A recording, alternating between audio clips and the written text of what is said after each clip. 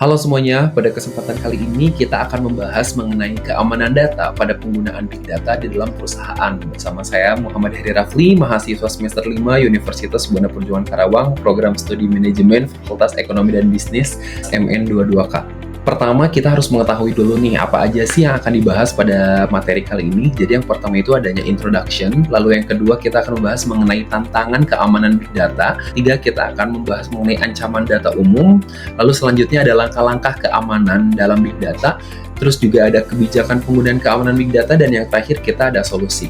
Oke, langsung saja yang pertama, kita akan membahas mengenai what is Big Data.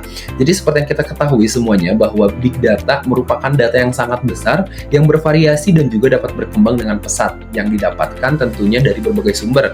Sumber-sumber ini bisa dari data pelanggan sosial media, data-data dari pengguna e-commerce, penggunaan sistem IoT yang mungkin teman-teman semua ada yang memakai dengan sistem IoT di rumahnya masing-masing. Selanjutnya ada tantangan keamanan Big Data. Big Data itu memiliki 5 karakteristik. Pertama itu adalah volume, membahas mengenai seberapa besar atau seberapa banyak kapasitas yang akan digunakan oleh suatu perusahaan dalam mengelola data tersebut. Selanjutnya yaitu adanya velocity. Velocity ini biasanya dia berhubungan dengan kecepatan dari suatu data ketika diproses oleh suatu perusahaan.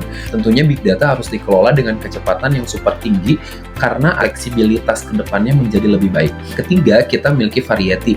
Variety ini merupakan keberagaman data yang dimiliki oleh suatu perusahaan yang nantinya perusahaan tersebut pasti akan mensortir kembali agar memudahkan mereka dalam mengelolanya. Data itu memiliki berbagai macam format, diantaranya mungkin yang seperti kita ketahui mahasiswa sering banget nih ngegunain format-format PDF ataupun Word, lalu juga kita mungkin memiliki format PTX, lalu juga kita ada format MP4, perusahaan memiliki beberapa format dalam bentuk gambar atau JPG. Selanjutnya ada veracity-nya, berhubungan dengan keakuratan suatu data yang dimiliki oleh perusahaan ketika data tersebut telah dikelola menjadi Big Data. Dari keempat elemen ini dapat digabung yang nantinya akan menghasilkan value, di mana value ini akan menjadi nilai atau tolak ukur suatu perusahaan untuk mengembangkan kembali usahanya dalam suatu bisnis. Next, adanya ancaman data umum dan juga contoh kasusnya. Pertama, pencurian data. Biasanya pencurian data ini bisa terjadi karena adanya kebocoran data pelanggan e-commerce. Yang kedua, adanya manipulasi data. Itu terjadi penyusupan yang dapat mengubah yang bertujuan untuk melakukan penipuan. Hal seperti ini dapat terjadi dalam dunia medis karena akan adanya penyalahgunaan tentang informasi medis. Yang terakhir, adanya kehilangan data atau kerusakan dan juga penghapusan data secara permanen. Penghapusan data secara permanen ini dapat dilakukan oleh beberapa oknum yang bermaksud jahat kepada salah satu perusahaan agar perusahaan tersebut tidak memiliki data kembali dan sehingga dia tidak dapat melanjutkan usahanya. Selanjutnya, keamanan data untuk Big Data. Nah, di sini kita akan membahas bagaimana sih cara untuk melindungi data, terutama Big Data yang dimiliki oleh suatu perusahaan. Yang pertama dengan cara enkripsi data. Maksudnya enkripsi data adalah melindungi data yang ada di dalam penyimpanan maupun data yang masih ditransfer dengan teknik enkripsi. Enkripsi maksudnya adalah dengan mengunci suatu data dengan kode akses tertentu. Kedua, ada autentikasi dan akses terbatas. Pembatasan akses berdasarkan role-based access control. Jadi, hanya orang-orang tertentu saja yang dapat masuk ke pengelolaan Big Data. Oleh karena itu, data yang dimiliki suatu perusahaan dapat terjaga dengan baik. Ketiga, adanya pendeteksian anomali. Untuk pendeteksian anomali ini menggunakan algoritma AI dan juga pembelajaran mesin untuk mendeteksi aktivitas yang mencurigakan.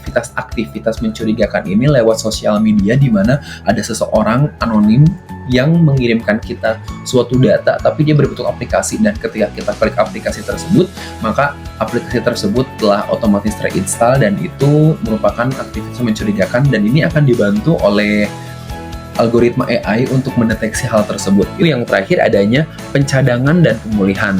Maka salah satu strategi untuk keamanan data tersebut adalah dengan melakukannya backup data agar mencegah terjadinya kehilangan data.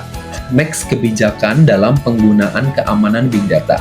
Kepatuhan terhadap regulasi, di mana regulasi-regulasi tersebut telah diatur salah satunya seperti GDPR atau General Data Protection Regulation, lalu yang kedua ada CCPA atau California Consumer Privacy Act, dan peraturan lainnya yang mengklaim bahwa suatu data harus dijaga dengan aman. Selanjutnya, kita juga dapat membangun kebijakan keamanan data. Terakhir, adanya evaluasi dan audit secara berkala. Hal ini tentunya sangat diperlukan oleh suatu perusahaan agar aktivitas dalam penggunaan data tersebut dapat terkontrol dan terlihat apakah data yang kita simpan aman atau memang memiliki aktivitas yang mencurigakan. Baik, cukup sekian yang dapat disampaikan. Semoga dapat membantu teman-teman semua untuk menambah wawasan mengenai keamanan big data yang dilakukan oleh suatu perusahaan. Saya Rafli, terima kasih semuanya.